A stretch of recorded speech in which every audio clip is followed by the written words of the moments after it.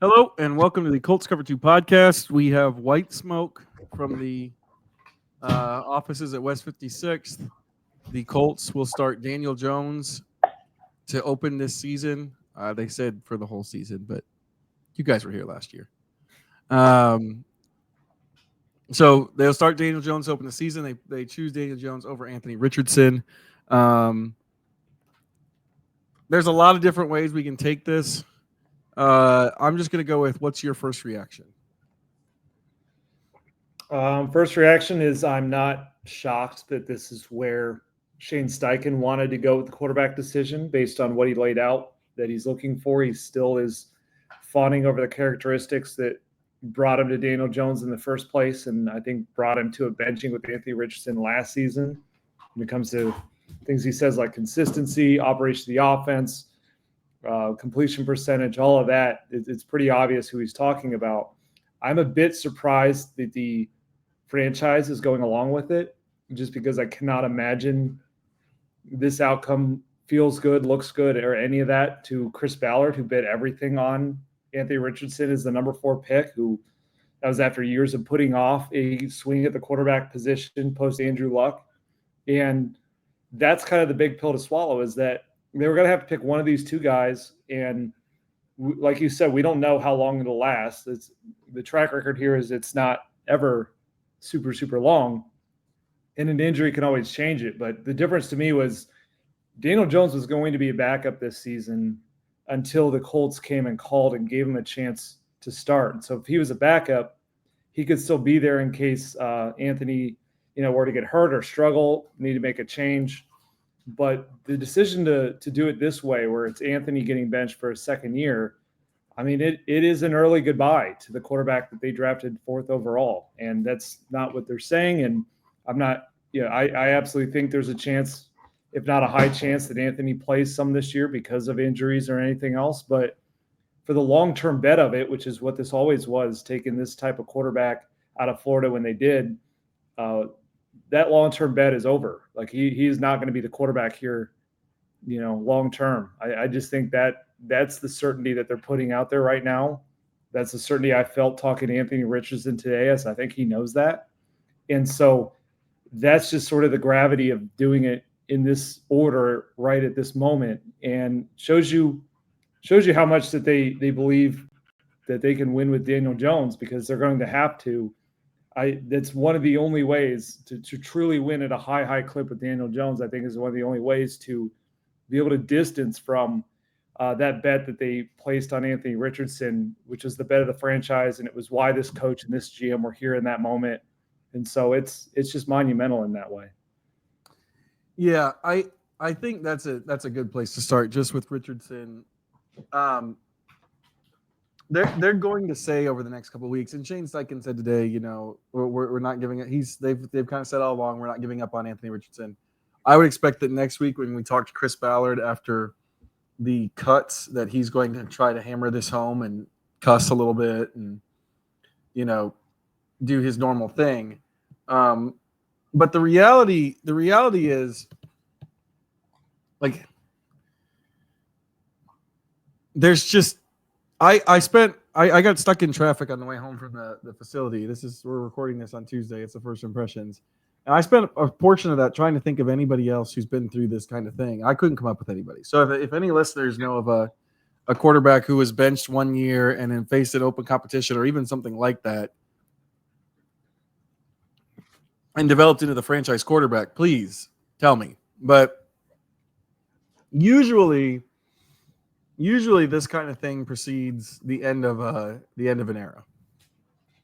Yeah, I asked our editor, Nat Newell, who loves these stat projects, to see if he could find any top 10 quarterback who's been benched twice and came back to start for that team again and become something for that team again.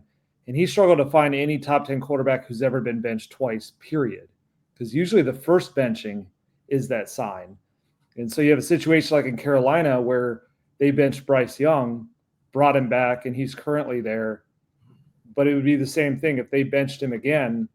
It's the same kind of question, and it just says a lot. It says a lot about everything that we've talked about the past 3 years, but mostly to me, it's just the trust factor is gone. And I think a lot of that trust is about him staying on the field and staying healthy, but it certainly goes beyond that because he's currently healthy and they have Daniel Jones as another running quarterback, high-level backup type to step in case that were to happen. I don't think that's the driving reason. I just think it was a loss of trust in the person, first of all, the guy behind the scenes, the guy in the huddle, the guy as the face of the franchise, and loss of trust in the skill set, because a lot of what Shane said today was about completion percentage, and that's, that was a separating point, and that's what helped Daniel win the job. Well, that just goes against the entire bet that they placed in the first place, because Anthony was a 54% passer at Florida, and the selling point that Shane Steichen made to Jim Irsay when he said, "This is my favorite quarterback in the draft," was you can develop accuracy with reps. We can develop this. And partly due to injury, partly due to the benching, and now this second one, Anthony has only gotten 11 games of reps. They haven't seen that through, and I think they just lost trust in his ability to develop in that area, or they just switched up on what matters to them in an offense. I think it's kind of a mix of both, because I think a lot of what's going on is they're talking themselves into this idea that if they just get a more accurate short-range passer, the scheme of the offense and the skill players they have at wide receiver and tight end can lift up this quarterback that they have, who's just notoriously not really gone down the field and made a lot of splash plays. They think the splash plays now need to come from the skill players that the offensive scheme is going to design to get open. And they could be right, but it's just very different than what they initially went for when they could have traded up for a Bryce Young or a CJ Stroud, who had both of them at the time heading into that draft had a lot more of the, experience, completion percentage, short range accuracy, all of that. Instead, they wanted to bet on, what was at the time and still is the most historic quarterback prospect the NFL Combine has ever seen, in spite of all of the accuracy concerns, out of a belief that you can build that, you can develop it. And either way, I just think they either missed on the development or they missed on the pick, is I think the admission that they're making today. Because while injuries have certainly played a significant factor, they are choosing one healthy quarterback over another right now. It's not the one that they drafted number 4, which tells you their evaluation of that player they took 4th overall is just nowhere near where it was when they drafted him. Yeah, it felt like, going back to January, it felt like what Shane Steichen has said about his offense has shifted. The first couple of years, he talked a lot about explosive plays. That was sort of the guiding point, guiding principle. He's talked about consistency since then. He has some statistical backing for that. The Colts scored more with Gardner Minshew primarily at the helm and ranked 11th in the league in scoring in 2023. They ranked 17th last year and were a point and a half, I think, worse. I have it right in front of me, but they were a little bit worse last year. They also were wildly inconsistent in terms of who was playing at the quarterback position because of injury and the benching. So I do wonder if it's an overcorrection, if it feels like an overcorrection. I think that for the most part, what sets apart the best offenses is the explosive capabilities. But you can also see why he felt like that, because they had a lot of games last year where they would have strings of 5, 6 3-and-outs or quick punts in a row. They spent a significant amount of time with a wild disparity in time of possession. It's interesting. It's interesting that he shifted so much, because I sort of had thought of that as his North Star. But it seems like the way the offense was last year has really affected him and made him think differently. This is the possession number last year. Last year, opponents held the ball for 32 plus minutes. The Colts had it for just 27:49. Yeah, That has been an amazing shift, because early on with Gardner Minshew, they would still, when he stepped in for hurt Anthony Richardson, they would still go after those explosive plays. If you remember that Browns game, it was a wild mix of getting explosive plays, but also turnovers that they introduced the risk of with some of those plays. And so it has shifted for Shane. I think the interesting thing to me too is to think about the Chris Ballard shift of this, because I can tell you, as of less than a year ago, Chris Ballard was still pretty confident in Anthony Richardson and really saw star potential. And but I think the one way that if Shane has shifted his mindset to more about completion percentage and yards after the catch type of an offense, I can see the lane where Chris Ballard would come around to that enough to make this decision together, which is, unfortunately, I think the flaw that has really hurt Chris Ballard a lot over the years, which is that I think he's overrating his own roster again. Because you've made this comparison in the past years, I think it was before Anthony even got here, about how the Colts kind of would like to chase like the 49ers model of building a team. And we used to talk about that in terms of just minimizing things on Jimmy Garoppolo. But even since they moved to Brock Purdy and they found this quarterback who had all this, consistency and operation at the line and coachability and all of that, it has mostly worked for the 49ers because of all the surrounding elements to it. But I think there's ways where you can talk yourself into parts of what the Colts have in that way, where they have some splash players at premium positions on defense now. They have 3 800-yard wide receivers. They have a first-round tight end, and they have a great running back.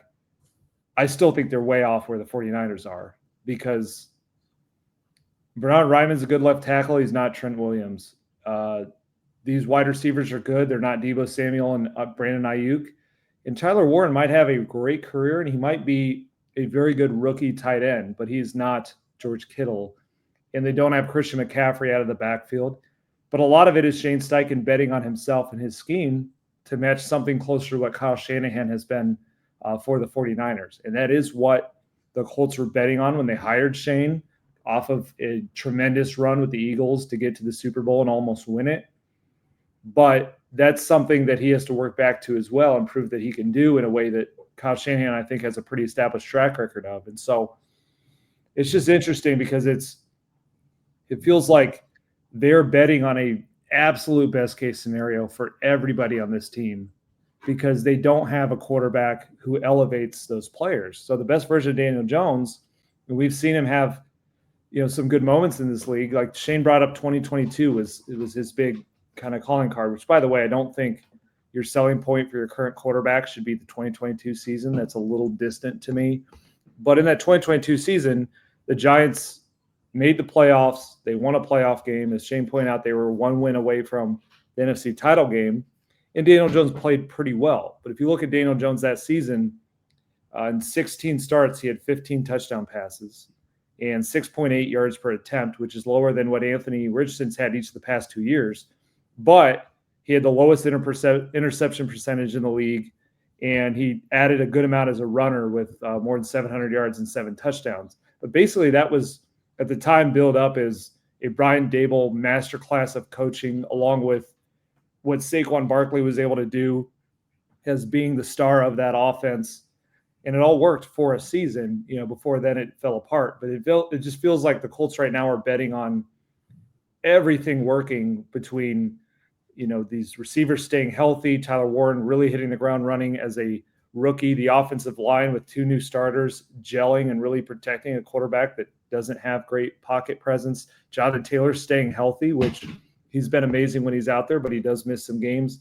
And the defense coming together and being a real force under Lou Anarumo, which I was willing to buy more a couple weeks ago, even when they went up against the Ravens. They looked great, but the secondary injuries have been massive, to a point where I think you question the ceiling of that group, and you also have to scrutinize the linebacker spot a little bit more now that it's not so insulated by an amazing coverage unit. And so there is a way where this can work for them, because the model was there from the Giants of how to insulate Daniel Jones, accentuate his rushing, keep him out of danger, keep the offense high completion percentage, and low turnovers to get to 10 wins. That's sort of, I think, the ceiling the Colts are chasing. I just think it's a little dangerous because in the NFL, rarely do all things go your way. And we're just seeing already this camp with the injuries, particularly in the secondary that was supposed to revitalize the defense.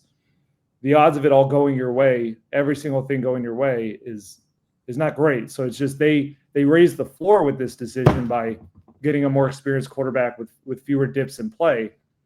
But I think they really siphoned off something in the ceiling where now the ceiling is everybody else has to be this collective great roster, to try to get to 10 wins or so. Ultimately, I kind of think that what you said at the outset of this podcast is where I come back to it. I think this decision is less about Daniel Jones and more about Anthony Richardson.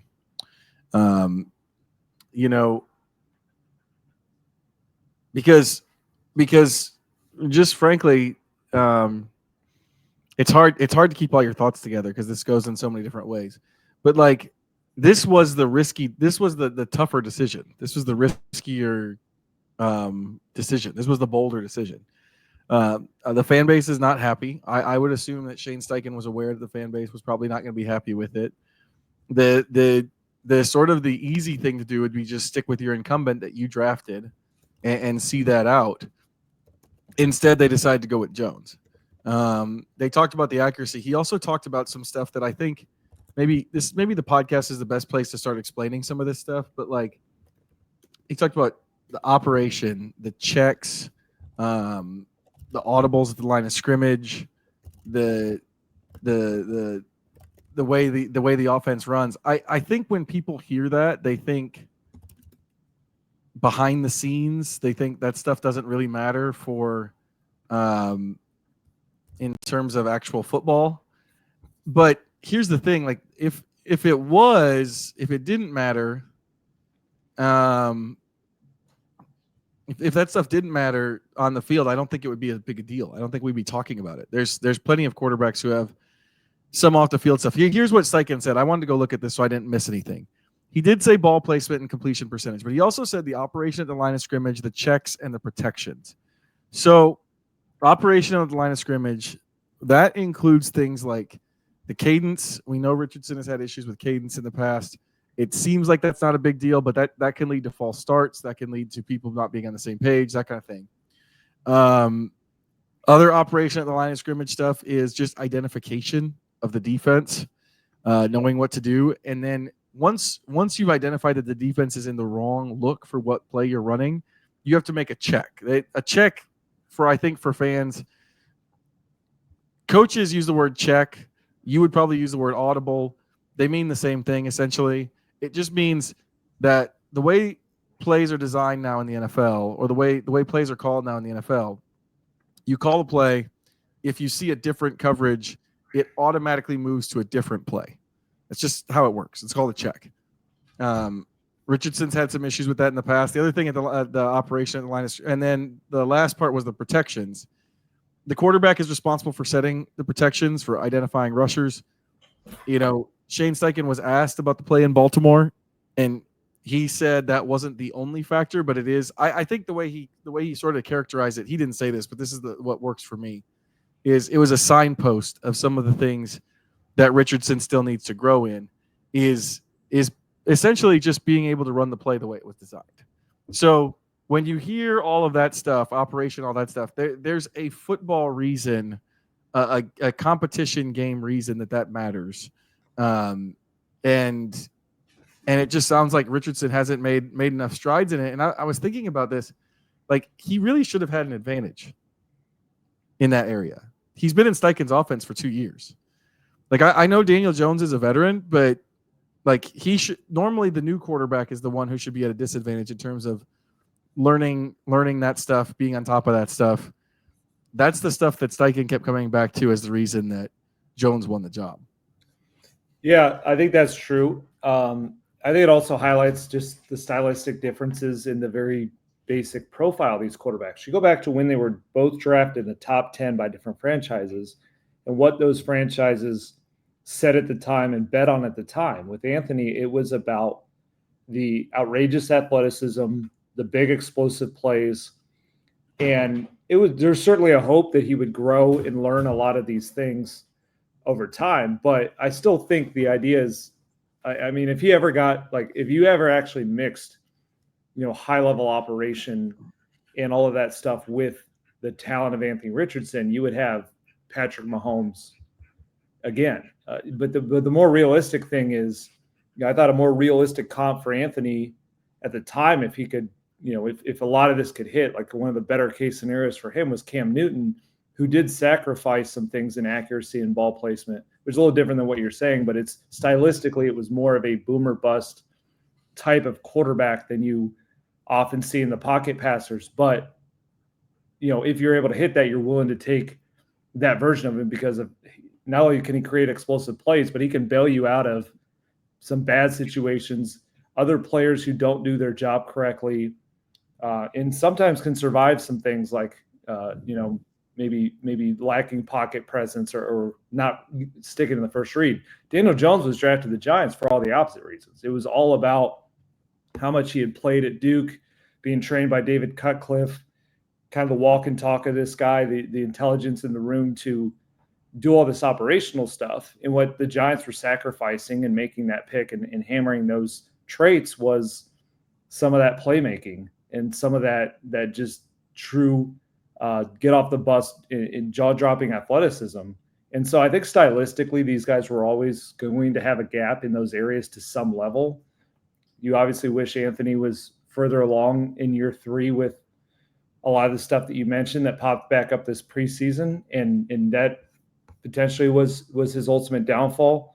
But I also just think that, like, the Colts switched up what they wanted in a quarterback ultimately. I don't know how much of that was just results on the field and how much of that was the skill players have gotten a lot better here than when, back when they were making this draft pick in 2023, that seemed like a big weakness of this team, or a mix of all of that. But they seem to have redefined what they want the quarterback to be on this team.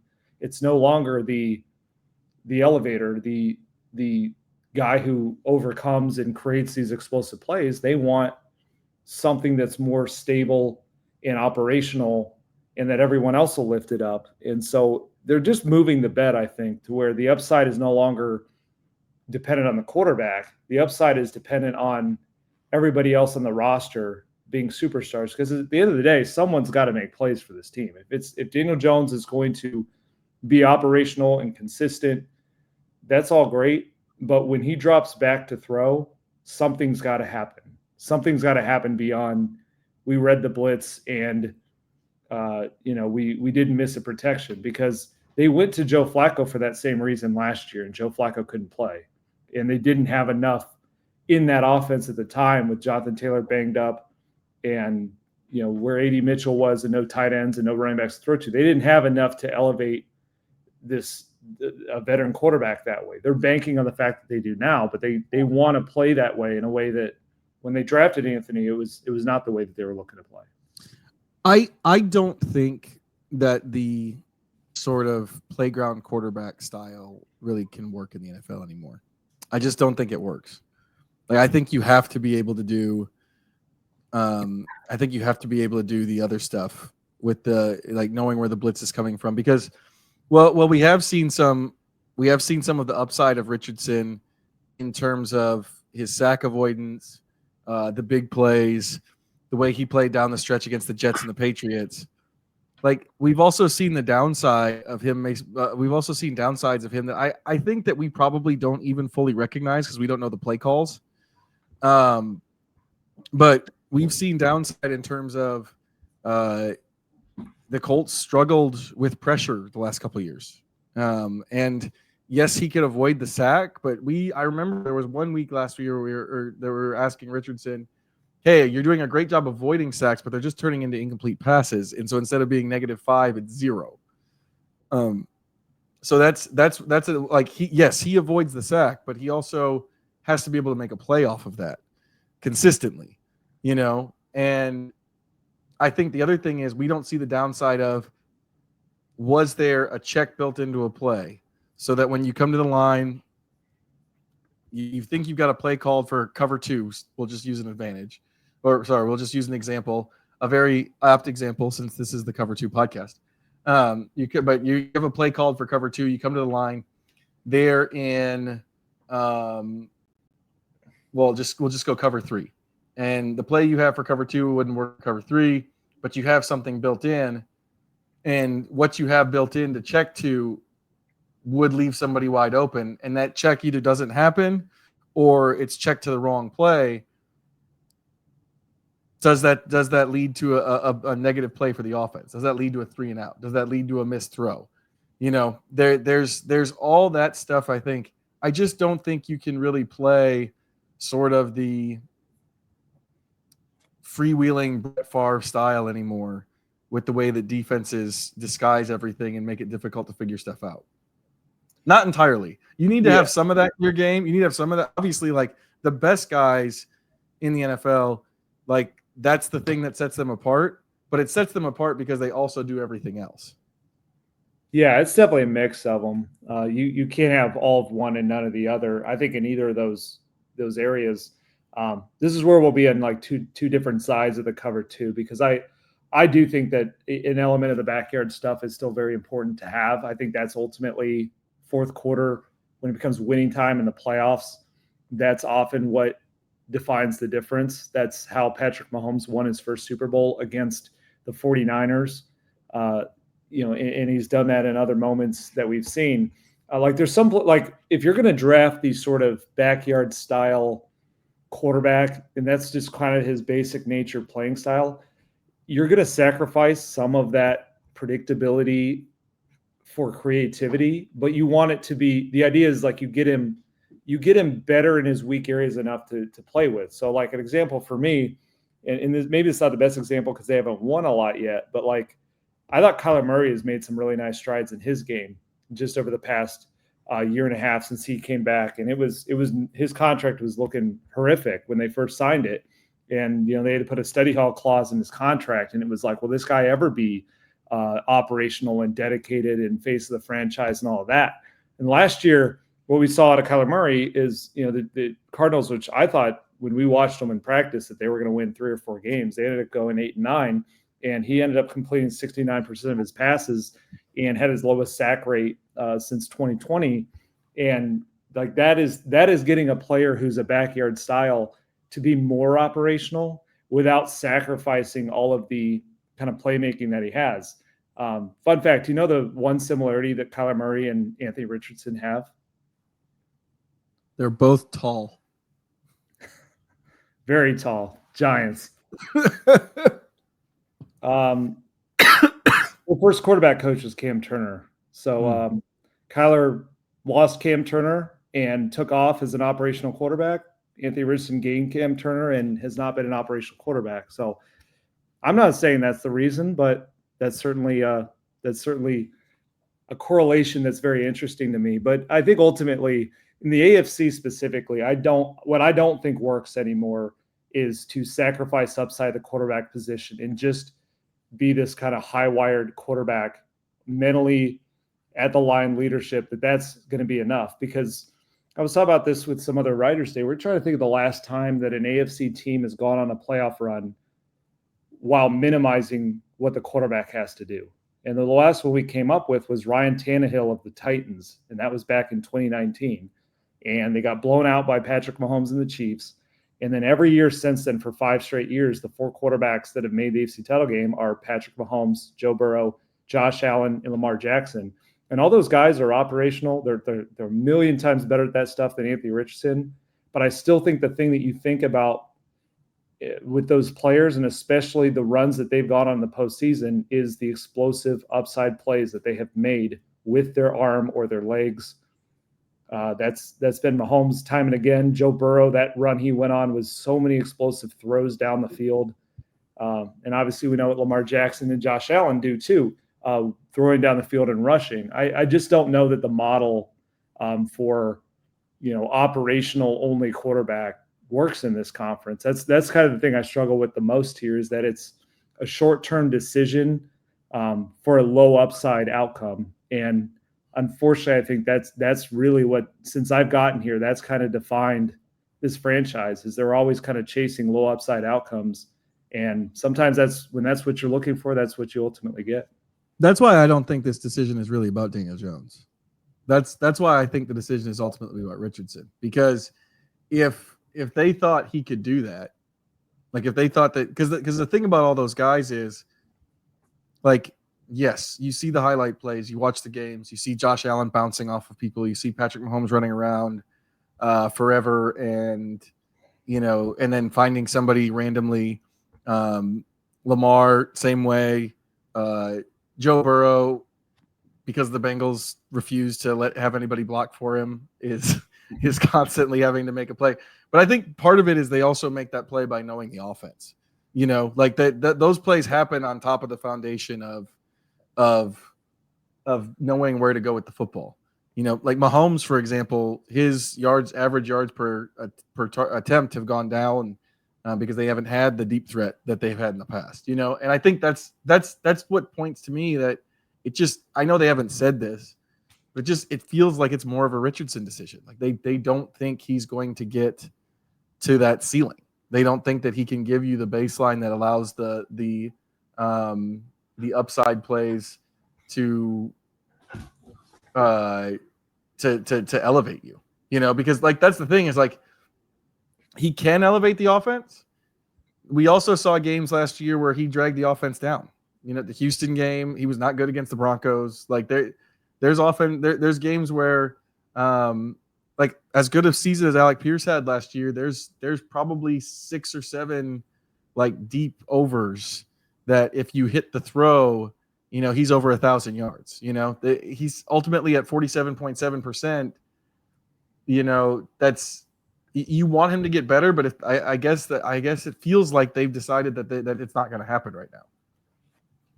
Yeah, and that also goes to what I meant about how I think they've switched up what they're looking for at the quarterback position, because I do think when Richardson's on the field, which big caveat, he's often not on the field because of injuries, but when he's on the field, I think he brings a floor in a different way. It's not any of that stuff we talked about. It's such a low floor as a passer and operation of the offense and that type of stuff.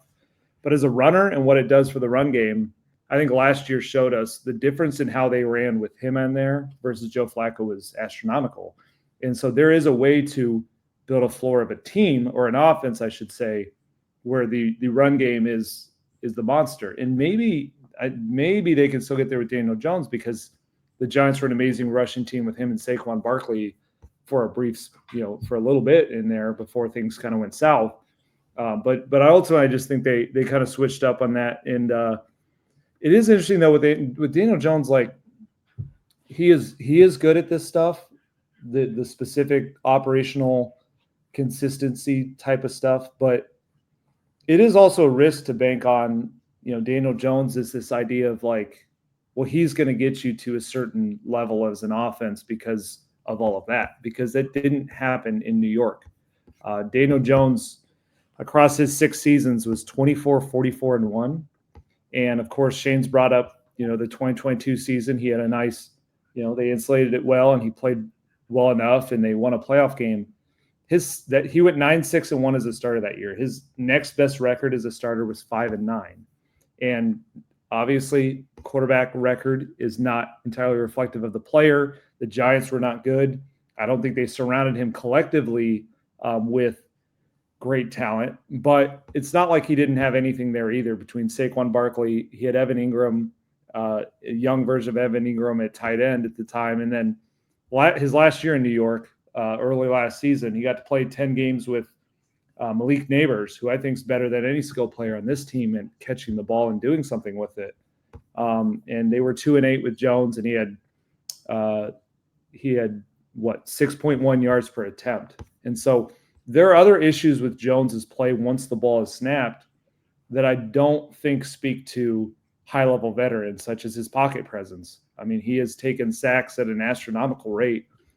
His sack percentage is 8.5 for his career. That's really, really high. And again, some of it's the Giants line has been bad.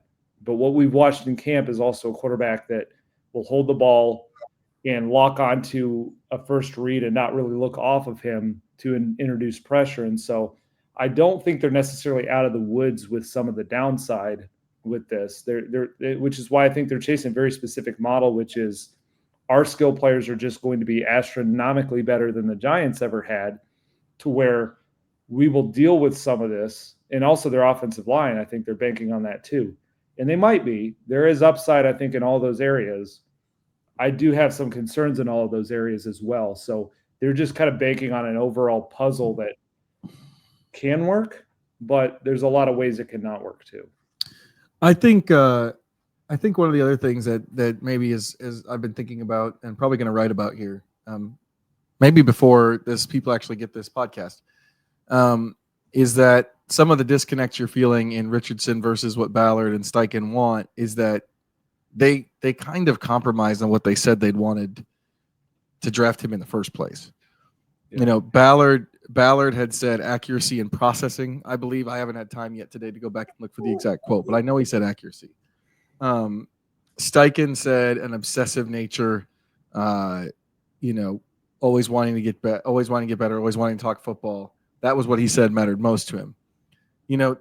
They ended up falling in love with the tools Richardson provides, but he didn't necessarily give them the things that they said were most important to them. And part of that is ultimately Ballard's decision not to trade up, because their decision by the time they got to the fourth pick was either Anthony Richardson or Will Levis.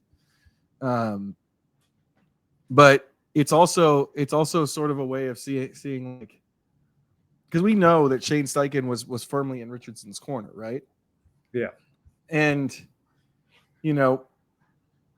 we've kind of seen that by the way he's handled the first 2 years. They kind of, up until the benching last year, they kind of just glossed over some stuff. But like, it wasn't necessary. What we've seen from Richardson and what they've told us about Richardson is not what he said he wanted from a quarterback. But what Anthony Richardson was as a prospect is not what Chris Ballard said he wanted as a quarterback prospect. They fell in love with the upside of it and kind of put themselves in a mismatch situation from the beginning. Yeah, I think that's fair. I think one theory I have is I think Shane just naturally he has a nice overall track record with quarterbacks, going back to Phillip Rivers and Justin Herbert and Jalen Hurts. I think there's a part of him, and we get to deal with Shane. We get to be around Shane on a daily basis, so we see this in moments at the podium and off of it. I don't think his brain can wrap itself around the idea of a quarterback who's not obsessed with football and not super, mature and ready to just go out there and be that quarterback. Yeah, this is probably fair. Yeah. Yeah, those are guys he's been around. Phillip Rivers was obviously that. Justin Herbert, he's a quieter leader in terms of like the speeches in the locker room, but it certainly sounds like, from everything you hear, especially now that Jim Harbaugh raves about him like he does, in the meetings and behind the scenes and everything he does on the day-to-day basis is obsessive with the quarterback position. And Jalen Hurts came in that way at a pretty crazy level for a player that young out of Nick Saban's program and after working with him and Lincoln Riley. And I just think he started to think like, well, I see all these tools in this quarterback. He plays this position. We're going to make him a top 10 pick, and he will just either be that or he will like quickly grow into it, because that's just how these guys should be wired. And they're just not all that way. And that is a knock on Anthony for sure, to a point. And I remember thinking when I went down and saw him at his pro day at Florida, I mean, the tools were jaw dropping. And a lot of what I, can understand with the situation he was in Florida, I gave him some grace in the fact that I didn't think he had all the support systems growing up on a football level for the most part to be trained in this way. But the reality was like you had a very young kid who's just got a lackadaisical way of playing the game at that time. And I just think I think they made some assumptions that if we give this guy, a lane like this, if we make him the number 4 pick, he'll come in and, just do everything that all these other guys that Shane's been around are wired to do. I don't think they read it right in the first place. just as far as how much attention to detail he would need. That's why I really think what he needed as a rookie, not only they talk a lot now about he needed to sit and learn. They seem to have all admitted that his rookie year, but I think he also needed to learn behind the right type of quarterback that he hasn't been around before, a former face of the franchise, a high-wired player. And so to me, what stands out to me was the 2022 season ended up being damaging for the long term as well as the short term because it got them to pick for Anthony Richardson. But what we said at the time, the year before that, when they got Matt Ryan, was this was important not just to get a quarterback to go out there and play the position, but that was supposed to be the bridge. And I just think if there was a world where Anthony Richardson could come in and sit and see how Matt Ryan operated on a day-to-day basis as a former top 10 pick, face of the franchise, obsessive type of player, I think it may have given them more of a chance when Shane, I don't think, was hands-on as much in that area because I think he's just wired to think that that's how a lot of quarterbacks are supposed to be because he thinks that way and the quarterbacks he's been around kind of think that way. Yeah, I mean, you look at his history again, he spent essentially his first 6 years with Phillip Rivers. Yeah. Phillip Rivers is maybe a little bit of the exception, not the rule, in terms of that stuff. Like I remember talking to Phillip when Shane was hired, and he said that they would stay, like he would just hang out at the facility for hours talking through like scheme stuff. I think a lot of quarterbacks are like that. I don't know that every quarterback is going to do that. Like Rivers is like a, Rivers was here. Colts fans know he was a next level football guy. Like he's coaching high school football now. That's what this guy. That's what gets Phillip Rivers going in the morning. And then with Herbert and Hurts, I think the fact that they had played so much football in college and played it at very large programs under a lot of pressure, like those guys both of those guys had been through some significant criticism too. Hurts had been through a benching. Herbert went through some stuff at Oregon. Like they had kind of had to grow up and mature. And I think that when you look at Steichen's record, is it so much that he was a developer, or is he really, really good at figuring out what a quarterback does and designing the offense around it? Yeah. He's like a maximizer. Right. He'll maximize. Yeah. He'll maximize what they can do because he's good at the X's and O's. And he's good at figuring out how to attack teams and what his quarterback, what strengths his quarterback has. And we saw some very innovative stuff with Richardson too, but Richardson needed more development in the way that you think about real development, where you're teaching someone the basics and the fundamentals of the position. That's probably where Cam Turner should come in. But I have had that thought as well, that Steichen's reputation for developing quarterbacks, is it development or is it maximizing them? Is it tailoring an offense around them to fit what they do best? Yeah, and I think what we just saw is the staff as a whole was not really ready for this style of development quarterback, because beyond Shane, Jim Bob Cooter has also been a maximizer of quarterbacks. His best times were he got his start with Peyton Manning in Indianapolis as well as Denver. That got him an opportunity to come to Detroit, and he rewired the offense for Matthew Stafford. They made so many changes to make it more of a kind of distributed offense and not just a chuck the ball down the field. He had a lot of structure and pre-snap work to Matthew Stafford's plate, and Stafford was ready for it at that point in his career because it was halfway through his career, and he lit a fire under him to dial in on some of that at that point in his life. But I mean, Jim Bob Cooter spent, I believe, just one season before this with a young quarterback, and he was the passing game coordinator for Trevor Lawrence that year that Trevor took off. But it's not a long track record. And then Cam Turner is an extension of Shane Steichen. They go way back, and he's sort of like more of his details guy. And I think if Shane Steichen is a maximizer and it's a lot about the schemes and situations, then I think Cam is often going to become an extension of that. And his track record with Kyler Murray did not suggest that he was that guy to work with, a kind of young, frankly immature quarterback who needed to get all this, build all these traits behind the scenes before you can get out there and maximize all these schemes. And so I think they just took a leap. It was always a leap of faith with Anthony, but the leap that they took that I think was miscalculated was that he was going to just come in from day one and approach the job and know things that his background, personality, upbringing, training never really got that instilled in him. And so by the time it became a big issue for them was late last season with the benching, or mid-season last year. And ever since then, it's felt like trying to put a genie back in the bottle.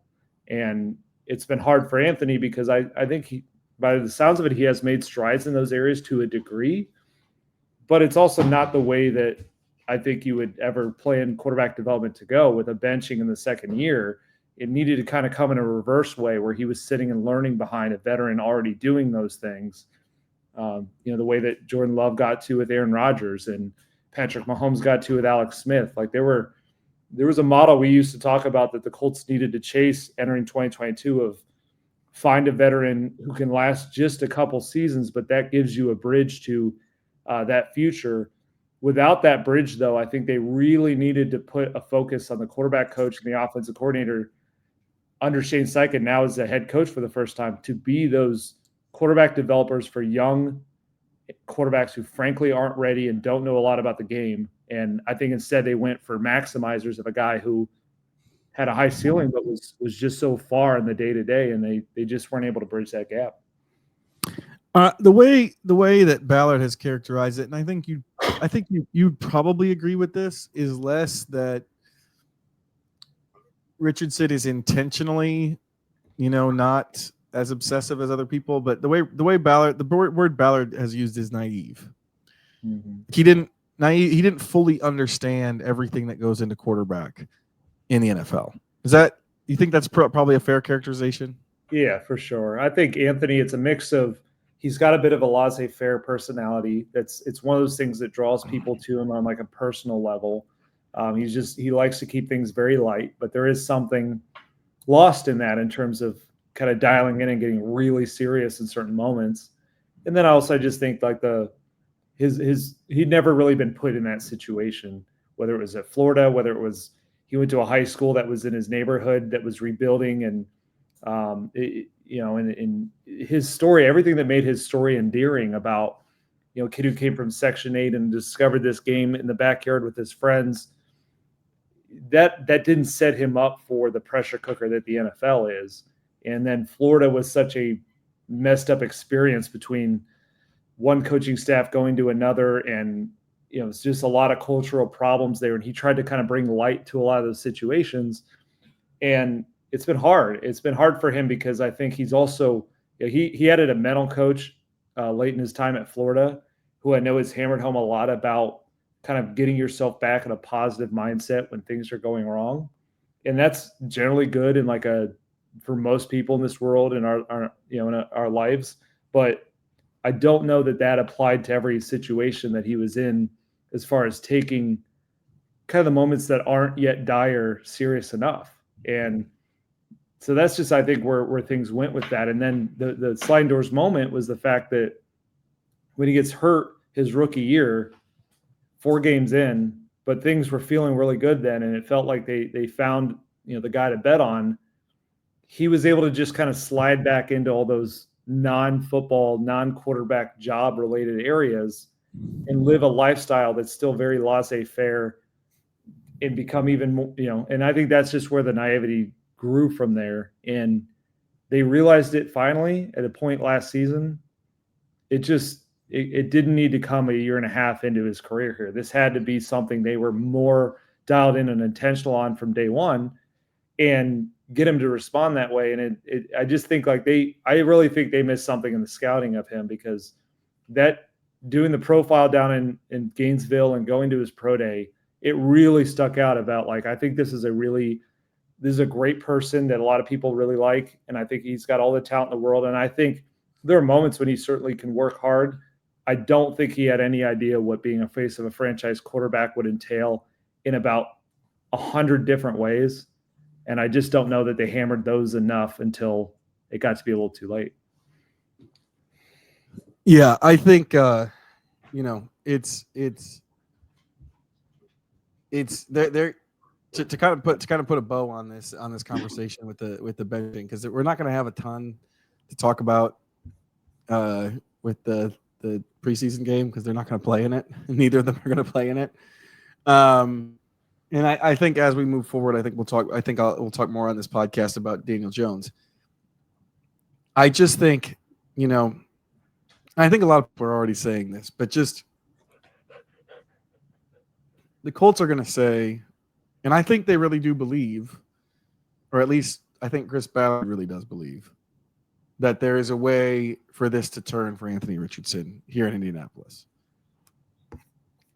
It's pretty hard to see that. Yeah. And ultimately, to me, for people who are asking the question, the quarterback and GM who picked him, or the head coach and GM who picked him, and staked their reputations, however you want to say it, tenures on developing him.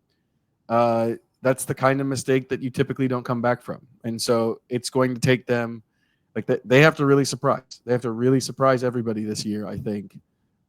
Because generally when you take a quarterback in the top 5 and that quarterback doesn't work out, there are ramifications. Yeah, I think the great irony is that what Chris Ballard has brought up multiple times when he's talked about Daniel Jones is the fact that guys in this league like Baker Mayfield and Sam Darnold, struggled in one place and then they went on and found success in another. And they always kind of had that in them, but they had to find the right support system and lower pressure and just a little bit more of a leash than they often get when you're trying to decide on the rookie contract. He's made that all about Daniel Jones. I think he's actually talking about Anthony Richardson. I think that's what Anthony's going to need, is to go somewhere else and just take a step back from being the number 4 pick in the draft, the guy who has to uplift a franchise that's been searching for a division title. He needs to play with house money the way that Sam Darnold got to last year, stepping in for an injured J.J. McCarthy, or Baker Mayfield got to when the Bucs were just kind of trying out a quarterback in a gap year. That's ultimately what I think is out there for Anthony. And I do think there's something to be said for that. It's all hard to predict, because it's all, how do you respond to change in circumstance, to change in scenery. But it's worked for enough guys between those two and Geno Smith that I think if you get him, in another situation where he can sit and learn, but doesn't have that weight of being the number 4 pick and the embarrassment that comes with being benched and the tap out and everything else that he's been a part of, but also that has happened here around him. I think that's where, as this quarterback who's only 22 gets into being, 24, 25, 26, that's when I think there could be a second part to the Anthony Richardson story. So I definitely don't think he's finished in this league. I just think as a long-term option, he's finished in Indianapolis.